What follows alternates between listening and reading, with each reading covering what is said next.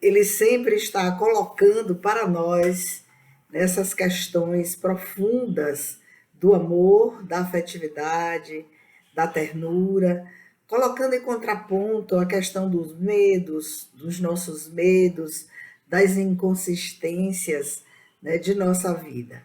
Então, meus queridos, vamos ao nosso trabalho de hoje com amor, imbatível amor, porque o nosso irmão Divaldo Franco tem provado desses mais de 90 anos da sua existência que só o amor imbatível é capaz de enfrentar todas as dificuldades da exigência. E essas dificuldades e exigências da existência, elas são uma necessidade evolutiva, tanto do ponto de vista dos nossos instintos, que também evoluem, né, numa esteira ascendente, quando ele cria e desenvolve uma sensibilidade maior para os afetos, quando também para o ser psicológico que nós somos, né? Nesse ser psicológico, esse sentimento de afetividade que a nossa irmã Joana de Ângeles vem trabalhando. Primeiro ela falou sobre amizade como um precedente do amor verdadeiro, né? Depois ela fala sobre o amor real, né? Com suas características e fases. Vai apontar o castelo do ego como aquele que tem medo, que reprime, que é inseguro diante do reconhecimento das nossas imperfeições, diante do reconhecimento das nossas resistências para amar e ser amado. E a nossa Joana vai segurando em nossas mãos e ela vai então fazendo um percurso muito interessante a respeito das afeições e conflitos, que é o último subtema desse capítulo que nós estamos estudando, que é o segundo capítulo, né, do livro da nossa irmã Joana de Ângeles, que se chama Conquista do Prazer. Então, nós já vimos várias propostas, né, que ela coloca aqui, de ordem ética, de ordem estética, de ordem espiritual, que nós devemos estar atentos para que esse nosso percurso da afetividade ele seja um registro de afeições e que, em razão dos conflitos que surjam, a gente possa compreender esse mapa evolutivo que vai da própria evolução dos instintos até a evolução da questão da afetividade, né? Em nós, como seres ou criaturas psicológicas. Então, ela faz essa dicotomia entre o ser biológico que nós somos, né, como um amontoado de células inteligentes, cada qual trabalhando em seus sistemas no corpo humano, e esse ser psicológico, né, cujo sentimento de afetividade é o registro, né, que dá o sentido da vida. Então, a nossa pergunta vai assim, foi para mim, né, nessa semana, e vai para todos vocês. Qual é o sentido da sua vida? Então, cada um de nós vai perscrutando dentro de si mesmo, fazendo essa viagem interior para descobrir qual é o sentido da minha vida. Mas a Joana dá resposta para isso. Ela ensina o caminho que nós devemos trilhar, ensina a diferença, né, entre os instintos e os afetos, e vai mostrar que os instintos, no começo das existências, mas também muita gente ainda está apegado ao primarismo, quando vivemos a fase animal, em que estávamos casando o instinto de conservação, mas o desenvolvimento da sensibilidade, que o desenvolvimento da sensibilidade ele vai surgir no reino vegetal. E em surgindo no reino vegetal, quando a gente dá um pulo, né, para o reino animal, nós vamos observar esse sentimento, esse princípio de sensibilidade, tomar um impulso muito grande quando observamos nos animais mamíferos, né? Aquela proteção maternal, aquele cuidado, o cuidado para alimentar, o cuidado para proteger, o cuidado para exprimir afetos entre eles, né? E muitas vezes a gente observa, né, nos cães, por exemplo, que são os animais domésticos nossos, especificamente os cães, é como se eles pensassem e adivinhassem, né, os nossos sentimentos. E esse sentimento de pura afeição, né, para aqueles que os amam, que cuidam, né, que conversam com eles, que não os deixam entrar num profundo sentimento de solidão, porque às vezes eles moram num lar, mas eles não são tratados como deveriam, né, com ternura, com afeto, com conversa, com cuidados que eles merecem.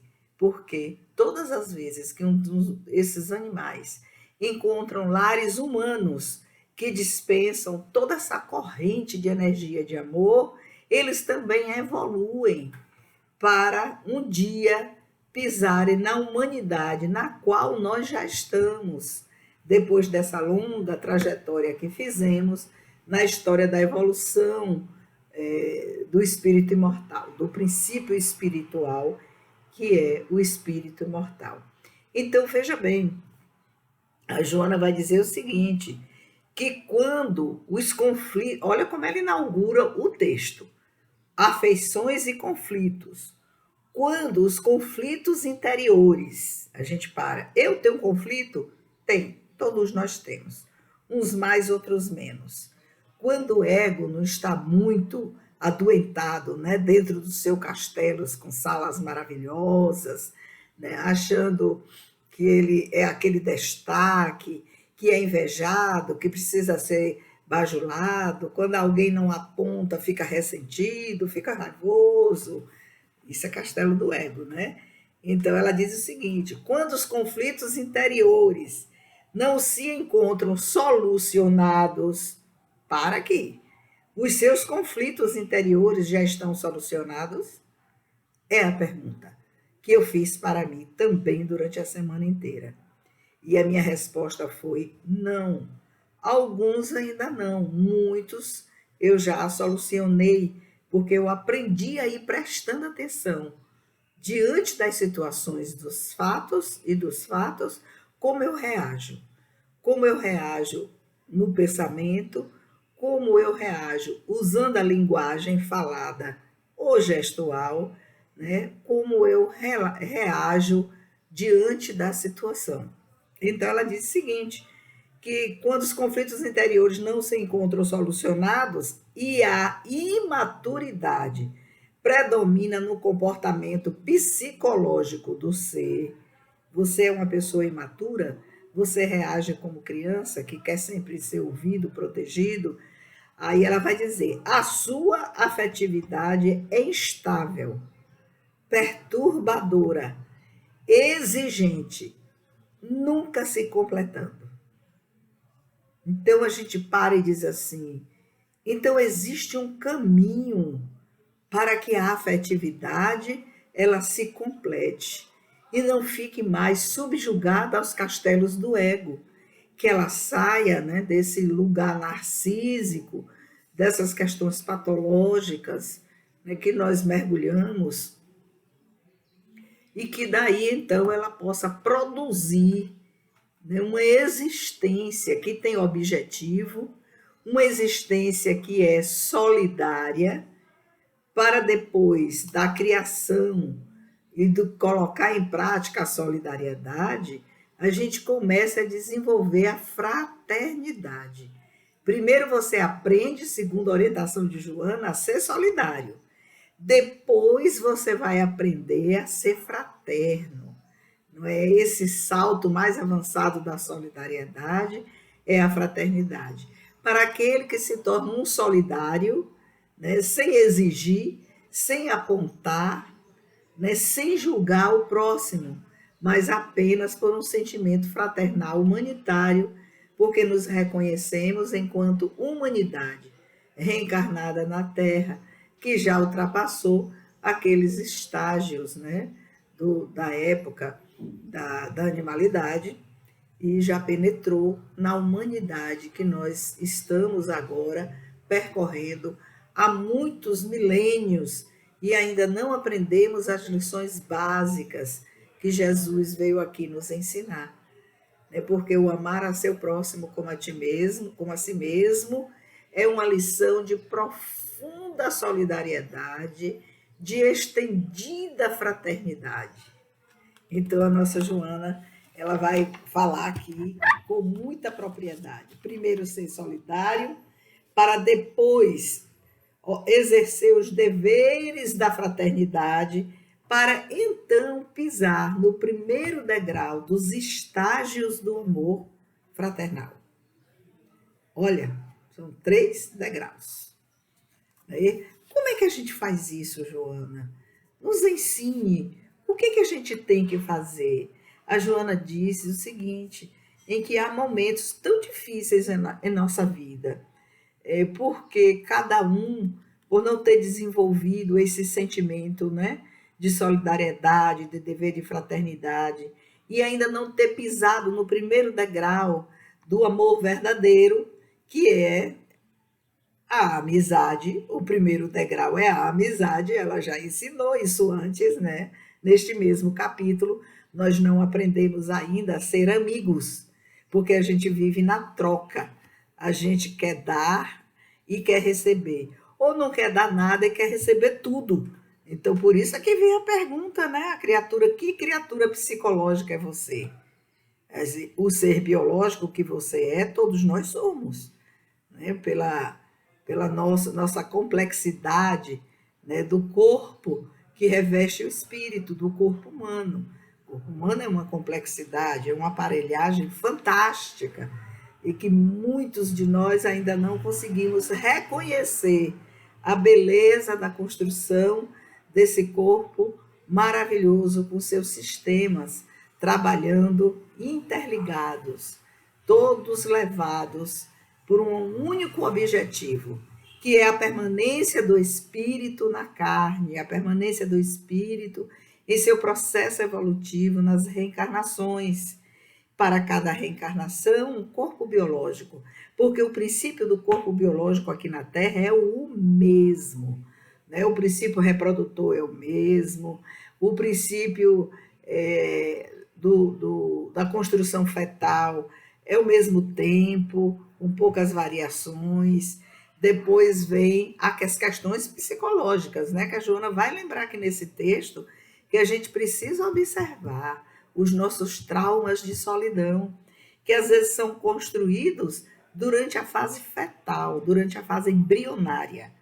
A Joana aqui, ela segue, né, as proposições da Melanie Klein, né, as proposições dos pós-freudianos que regrediram o estudo psicológico dos seres humanos à fase fetal, depois a fase infantil.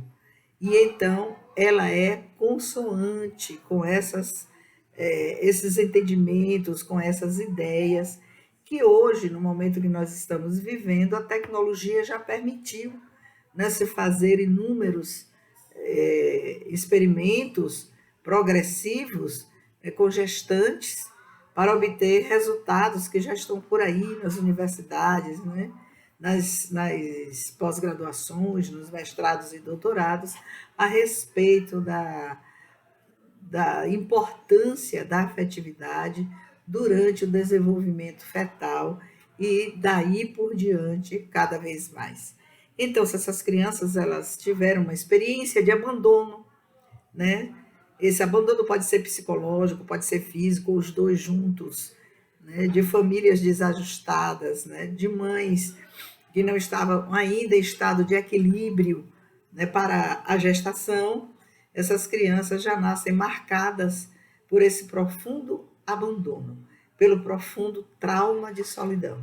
Então, quando atinge a adolescência e depois a maturidade, né, a juventude, eles vão mergulhando cada vez mais regressivamente, né, mais jovem, né, em processos desastrosos psicológicos, que vão levar a muitos transtornos, a muitas síndromes, a processos depressivos, né, galopantes, as questões das ideias de suicídio, né, de retirar a vida para acabar com aquele sofrimento psicológico. Mas olha, eu digo para vocês, que decepção quando a gente faz a opção do suicídio lento ou do suicídio imediato. É uma grande decepção quando a gente acorda e vê que você saiu da vida para entrar na vida, porque continua vivo depois da passagem daquilo que se denomina morte do corpo biológico. Então, o espírito mata, destrói o corpo biológico, pensando que vai apagar o sofrimento, que vai se ver livre do sofrimento. Pelo contrário, ele vai ter a grata surpresa, terrível surpresa, né? Uma espécie de estupefação, quando chega ao mundo espiritual e se reconhecem vivos.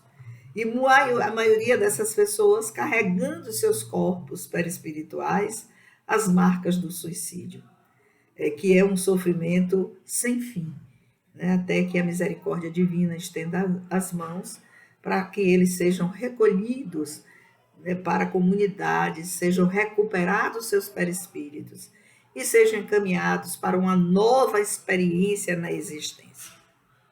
E aí a Joana dá um conselho, né? Ela diz: olha, a gente precisa enfrentar, adquirir resistência para enfrentar as dificuldades da vida. Estar na existência no planeta Terra reencarnado são lutas que você muitas vezes é pego de surpresa, né, que nunca imaginou que aquilo pudesse acontecer e de repente surgem as dificuldades e as lutas. Então a Joana diz: enfrente os conflitos exteriores para não ter adoecimentos psicológicos. Aprenda a ser resistente, resiliente. Se você não conseguir sozinho, busque ajuda. A Joana vai nos encaminhar nesse capítulo para ajuda psicológica, para ajuda psicanalista. Se a ajuda é psicanalista, nós vamos ter uma orientação aí da análise, né, em que você busca esse psicanalista, pode ser um psiquiatra psicanalista ou um psicanalista que não fez medicina, mas ele aprendeu nos cursos, né, profundos de 4, 5 anos, 6 anos, que se faz de psicanálise para se ser um bom analista, né? A pessoa tornar-se esse bom analista que possa ajudar o outro a se enxergar e a corrigir as distorções do seu mundo de afetividade em construção. Olha quanta coisa maravilhosa. A Joana vai dizer o seguinte, que essa profunda insegurança que nasce conosco, ela é construída lá na fase fetal e depois desenvolvida na fase infantil. Então a gente precisa ter esse cuidado muito grande com essa questão da maternagem. O André Luiz, em uma das suas obras, ele vai falar, dar notícias, né? Que na época foi uma grande revelação, quando o livro foi publicado, antes de 1950, das escolas de maternagem que existem na colônia Nosso Lar.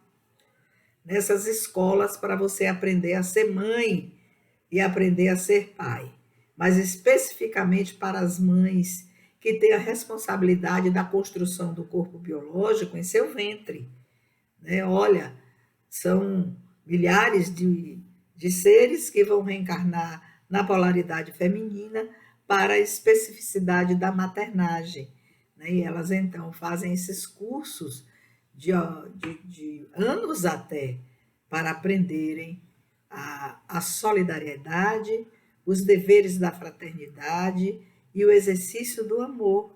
E aí reencarna e vão tornar-se mães.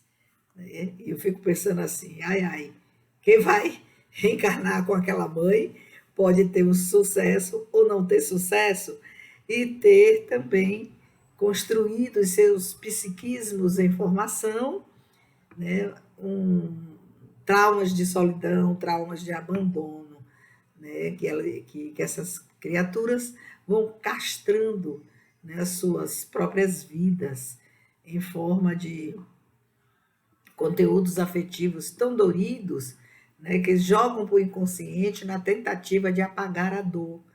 Mas a dor não se apaga, porque o inconsciente é movido a pulsões, né, que surgem tempestivamente, em forma de impulsos que o sistema nervoso traz, né, eclode no corpo físico, e aí vem as doenças de todo tipo.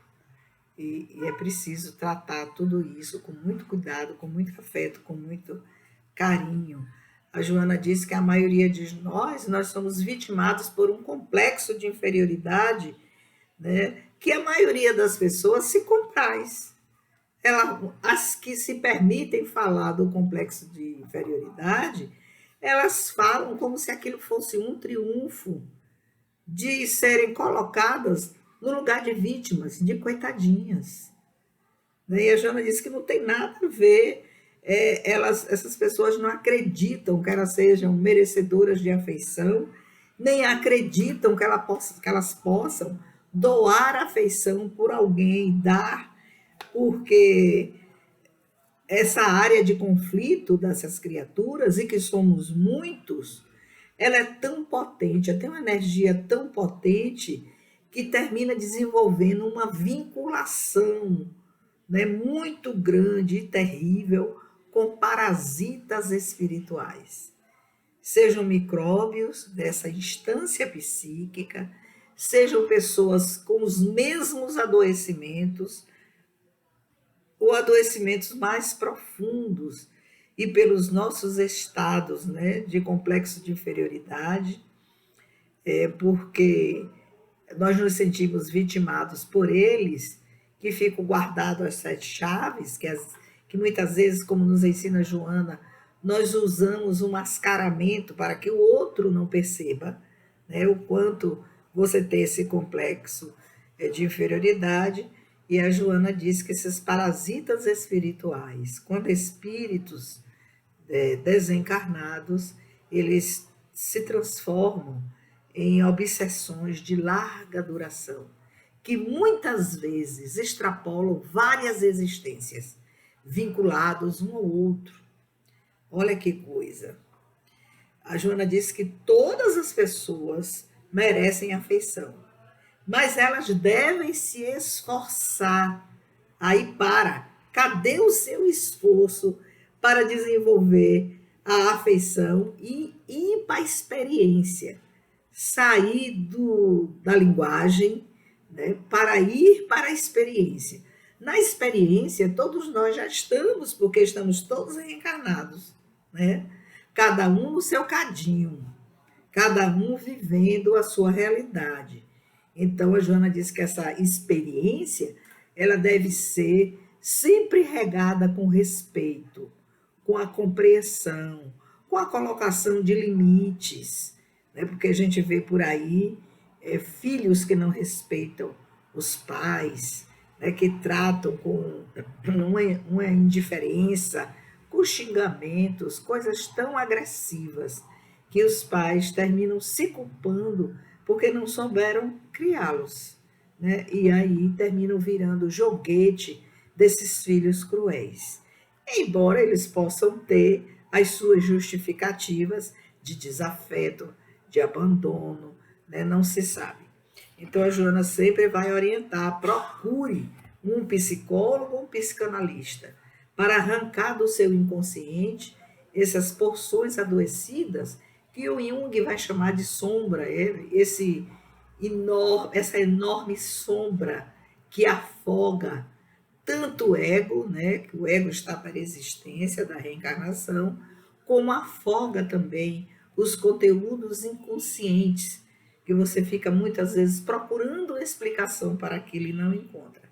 Mas existe, né? O fato existe e está lá. A Joana vai falar que fatos, esses registros não digeridos, que são esses pontos de complexos que estão na sombra para Jung, ou como diz o Freud, ou os seguidores de Freud, né? São que há desses fatores que ela chamou de perinatais ou da infância, né, que estão nessa área dos conflitos e da desafeição. São jogados por inconscientes, eles não são digeridos. Hoje se usa o termo diluir, né? Porque de ingerir, a gente termina ligando a uma questão, né, do estômago, né? Quando vamos para o sistema digestório, naquele processo todo no qual os alimentos eles fazem aquela caminhada dentro do corpo biológico, né? No estômago são processados, depois divididas as substâncias, no intestino delgado também eles são trabalhados, né, ali para a distribuição do que serve e do que não serve, e depois seguem para o intestino grosso e vai sair em forma de fezes, o que não é interessante para o corpo biológico. O que é interessante, tudo já foi encaminhado pelo próprio sistema do corpo biológico, que é essa máquina fantástica, né? Que nós somos e que moramos nesse corpo, por enquanto. É por isso que o Divaldo sempre diz assim: ah, vocês querem ir embora agora, vocês querem morrer? Não vão, não, peça para ficar. Peçam para ficar até o último momento que vocês aguentarem. Porque para cada tempo que a gente ficar usando o corpo biológico para progredir, para criar metas, criar objetivos, né? Porque a Joana vai dizer aqui nesse capítulo, subcapítulozinhos, tenha objetivos. Quais são suas metas? Eu não tenho meta nenhuma, mas tenho tudo na minha vida. Crie suas metas, né? Crie seus objetivos para poder você superar e não sucumbir. Porque se sucumbe, vai terminar caído nas malhas desses parasitas espirituais, que são lentamente depois transformados em obsessões terríveis, né?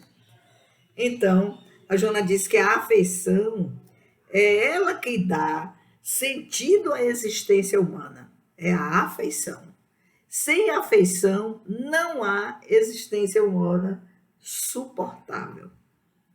Então, seja a afeição, muita gente procura esse elo de afeição com os animais, mas dedique-se, né? Quanta gente passa a sua existência inteira trabalhando para ajudar os animais aqui na Terra. E como eles sofrem, né, de todas as formas, os gatos, os cachorrinhos, né, como as pessoas pegam os filhotes, vocês estão vendo aí nas mídias, né, jogam no asfalto, jogam em qualquer lugar, abandonam esses bichinhos, porque não querem a cria, também não se dispõe a procurar, né, quem queira adotar um desses bichinhos, né, a procurar também os lugares que já trabalham, que são pessoas de alta sensibilidade, né, que trabalham com os animais no sentido de cuidar, de proteger, de ajudá-los, porque eles também estão passando por uma experiência evolutiva na Terra. Olha o quanto a gente não tem noção sobre isso, né? O estágio deles na Terra. E quanto nossa afeição, nosso amor, nosso cuidado vai ajudá-los a virem cada vez mais mansos, mais tranquilos, né, em suas experiências reencarnatórias, porque os animais também reencarnam. Então, sobre os animais, aí a gente procura a doutora Irvênia Prada, né, que tem vários livros publicados, tem um trabalho lindo. Ela é médica veterinária, doutora na área, aposentada. E tem com a doutora Marlene Nobre, né? Ela fez trabalhos lindíssimos em Portugal, na Espanha, em vários países, e aqui no Brasil, percorreu o Brasil inteiro, né? Levando seus estudos, as suas pesquisas e as revelações, né, que foram feitas para ela a respeito dos animais, né, desse processo evolutivo do espírito imortal, que é o princípio espiritual. Então, quando a gente vai aprendendo, a gente vai se solidarizando, né, com tudo isso, nos tornando seres mais sensíveis.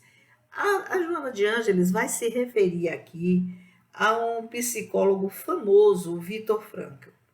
A história de Viktor Frankl é uma história muito sensível, né, porque ele foi preso durante o nazismo e ele então foi convidado para trabalhar, E qual era ele é o fundador da logoterapia. Vocês podem estudar um pouquinho mais recorrendo ao YouTube, né? Ou que tem muito vídeo no YouTube, ou recorrendo ao Google para vocês verem um pouco da biografia do Viktor Frankl. E o Viktor Frankl, dentro desse trabalho que ele fez a respeito da logoterapia, ele tinha um mote. Ele diz que a pessoa, para sobreviver amando, ela precisa projetar-se para o futuro. Olha que coisa linda. Projetar-se para o futuro. Né? O futuro é agora. Não é amanhã, daqui a 5 anos, a 3 anos, não. É hoje mesmo, né? Da mudança de objetivos, da mudança de construção. A pessoa é uma pessoa vazia, apática, não tem nada dentro de si, nada encanta, não gosta de nada. Comece a se encantar com alguma coisa que você faça para o próximo.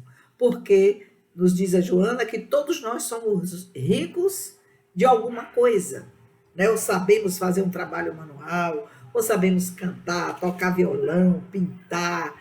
Né? Quanta gente exime os professores, para os que não estão perdidos por aí suas ideologias castradoras, mas para aqueles, né, que veem a humanidade enquanto humanidade, que veem a nação enquanto humanidade, que veem o planeta Terra enquanto humanidade em evolução. Para quem já alcançou isso aí, né? O Viktor Frankl, num dos seus livros, ele diz: que meta poderia alguém acalentar num campo de concentração, de trabalhos forçados e de extermínio sistemático todos os dias? Ele vai relatar a realidade, né, desses trabalhos forçados e como ele superou tudo isso, porque ele conseguiu não ser morto, né, pelos carrascos do nazismo, e ele então sai ileso pela força de vontade, pelas metas que ele estabeleceu para ele. Como superar, pergunta ele no livro, a depressão e encontrar objetivo para lutar, para viver? Como fazer isso? Ele próprio responde: projete-se para o futuro. Olha que fantástico. A meta é projetar-se para o futuro, descobrir que alguma coisa o aguarda quando você sair dessa prisão, né? No caso da prisão dos nazistas lá. Né? Sair do campo, um filho lhe aguarda, uma esposa, um sentimento de arte, algo que você queria muito fazer e não conseguiu na sua existência antes de ser preso, que é um projeto que está guardado dentro de você. Então, Viktor Frankl diz: projete-se para o futuro, pensando em tudo isso que você pode realizar desses projetos que foram interrompidos, porque você foi preso, né, por aquela ideologia nefasta da destruição de todos. Então, ele diz o seguinte: quase todos os internados tinham algo que fazer, que terminar, nem que fosse denunciar a crueldade assassina, né, dos seus algozes, a indiferença da cultura e da civilização por mais de 6 milhões de mortos queimados naqueles fornos terríveis, né, mutilados, destroçados, estraçalhados, famílias inteiras, crianças, milhares de crianças mortas, perambulando por Varsóvia, perambulando por aqueles recantos da Alemanha, mas sobretudo na Polônia, né? Aquele bando de crianças, né? Sem pais, sem família, mutiladas no afeto, no cuidado. Elas se juntavam para se aquecer. Né? Quem já estudou o nazismo, aquele período terrível, né? Sabe muito bem as consequências de tudo isso. Ele diz o seguinte, que muitos dos carrascos, o Viktor Frankl nos mostra, eles eram escolhidos entre as pessoas mais sofridas, fortes, que eram postas para trabalhar, pessoas portadoras de conflitos internos terríveis, e essas pessoas se tornavam carrascos cruéis para com todos, pessoas nas quais o ego tinha subjugado o sentimento de ternura, de fraternidade, de solidariedade, de fraternidade, porque eles só pensavam em se vingar das dores interiores que eles tinham, daqueles que estavam ali também aprisionados. Eram carcereiros impiedosos, né, destruíram em si o próprio sentimento de humanidade. O Vitor Frankl vai chamar a atenção, né, para esse sentimento e essa dualidade, né, que as pessoas são capazes de mostrar. Na hora de serem piedosas, é um eu, uma personalidade que se apresenta. Mas quando muitos deles voltavam para suas famílias, eram pais maravilhosos, esposos maravilhosos. Eles viviam numa dualidade de personalidade. Como se dissesse, aqui eu sou aquele que destrói, que mata. Eu sou o médico que pesquisa, por exemplo, né, abrindo barrigas de gestantes vivas, amarradas, para ver como o bebê se comportava e quais as reações da mãe. E largava lá, morrendo os dois, tanto o bebê quanto a mamãe. Então, experiências terríveis que o nazismo fez nessa área de pesquisa com os instrumentos mais cruéis, com as intenções mais miseráveis que vocês possam imaginar. Era uma crueldade mais acerba, né? Então a Joana vai chamar a atenção, e o Vitor Frankl também, que o que existia ali era uma forma patológica de ausência de afeição. Uma forma patológica, né? E que essa forma patológica de ausência de afeição era visível naqueles guardas recrutados, né, para tomarem conta, né, muitos deles, inclusive alemães, né, que eram nazistas, né, que não eram recrutados dentre os presos, mas recrutados cá fora na sociedade, e eles apresentavam essa forma patológica de ausência de afeição, porque eles iam buscar favores, concessões, interesses para eles mesmos, e embarcavam nessas loucuras aí que a história registrou, né? Então, a Joana diz que os conflitos mal controlados vão desembocar e levar o indivíduo à crueldade tamanha que termina tornando insensível a questão da afeição do ser imortal que nós somos, espíritos imortais. Que coisa! E a Joana vai dizer o seguinte, que só a conquista da afetividade, ela já vem se batendo com isso nesse capítulo, né? Lenta e segura, porque não se conquista um afeto de um dia para uma noite, nem numa mesma reencarnação. Às vezes são precisas várias reencarnações para que se conquista, para a conquista da afetividade, são superados os conflitos perturbadores. É preciso superar os conflitos perturbadores. Mas como superar? A Joana diz, se você não tem por você mesmo, né, esse momento de reflexão, de amadurecimento das suas ideias, você precisa buscar, né, com os psicanalistas, estudiosos, ou com os psicólogos, para você ser ajudado a se enxergar, né, a ouvir o que você diz, a elaborar esses processos seus, para que você enxergue onde você está errando, o que é que você está fazendo e pensando que está em desconformidade com as lições de Jesus. Então a gente precisa ter muito cuidado. Então a Joana vai dizendo o seguinte, que os sinais evidentes de uma existência de um ser normal. E aí a gente para, né? Será que eu sou um ser normal na questão da afetividade?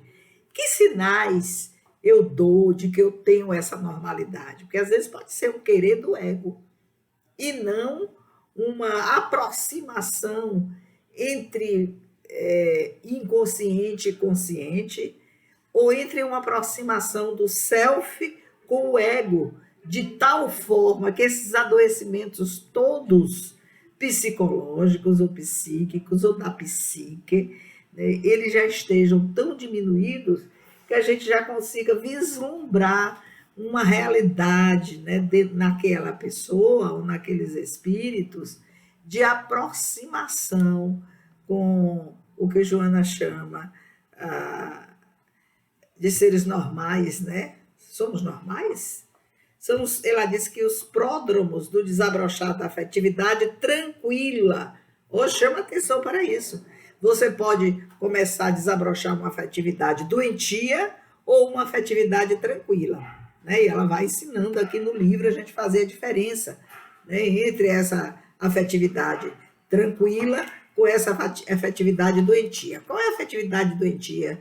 É a que exige, é a que denuncia, né? A que coloca defeitos, aponta defeitos, cria possibilidades de desavenças, de sofrimento, com a inveja, com a raiva, com o ciúme. Aí é uma afetividade patológica, doentia. Mas a normal, ela diz que a gente reconhece pela tranquilidade com que as pessoas transitam na existência, sem se deixar afetar por essas questões. É uma afetividade que estimula a luta, que estimula o crescimento interior, que não sucumbe, né, aos processos de maturidade, aos processos de transitar na vida, estando na existência, mas lembrando que você é um ser que não é só ser da existência, você também é um ser da transcendência. Então, você é imanente e transcendente. Enquanto na existência você é um ser imanente. Enquanto na existência se já construiu essa afetividade tranquila, você é um ser começando sua caminhada na transcendência. E assim, meus queridos, fica aqui esse grande subtema, né, para a gente meditar. Né, vocês têm aí todo o trabalho que a gente está desenvolvendo aqui no Grupo Espírita Casa de Guará, para assistirem várias vezes, com o livro na mão, seu livro na mão, para começar a meditar profundamente sobre todas essas questões. Então, que Jesus, em sua infinita misericórdia, abençoe todos nós, nos dê força e coragem para continuarmos, né, no trabalho árduo, sem desistir nunca. Então, que Jesus traga um final de semana tranquilo, com nossas escolhas, um final de semana de afeto tranquilo também, né, para que entreguemos o nosso país ao nosso protetor aqui do Brasil, né, o nosso irmão Ismael, que conduza as nossas escolhas da melhor forma possível para o crescimento dessa humanidade brasileira, que estamos todos aqui reunidos enquanto irmãos, e que a gente possa, né, ser um momento histórico que vai ficar na história, com seus registros de acertos ou desacertos. Que Jesus nos ilumine.